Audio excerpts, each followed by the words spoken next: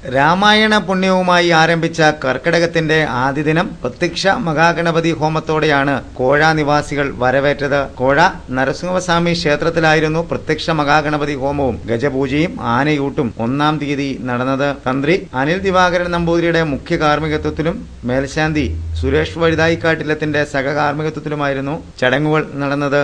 വിഘ്ന നിവാരണത്തിന് മഹാഗണപതി ഉപാസനയാണ് പുരാണ ഇതിഹാസങ്ങൾ നിർദ്ദേശിക്കുന്നത് എന്ന പശ്ചാത്തലം കണക്കിലെടുത്തായിരുന്നു പ്രത്യക്ഷ മഹാഗണപതി ഹോമം നടത്തിയത്. വിഘ്ന നിവാരണത്തിന് ദേവന്മാർ വരെ പൂജിക്കുന്ന മഹാഗണപതിയെ പൂജിക്കുവാൻ ഒട്ടേറെ പേരാണ് എത്തിച്ചേർന്നത്.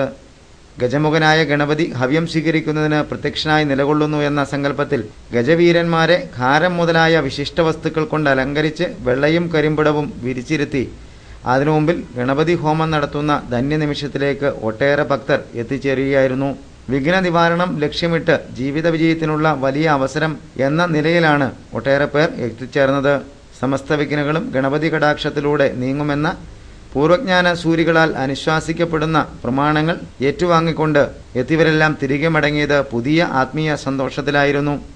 കോഴ ക്ഷേത്രത്തിൽ നടന്ന പ്രത്യക്ഷ മഹാഗണപതി ഹോമത്തിന്റെ ഭാഗമായി ഗജപൂജ, ആനയൂട്ട് എന്നിവയുടെ ദൃശ്യങ്ങളിലൂടെ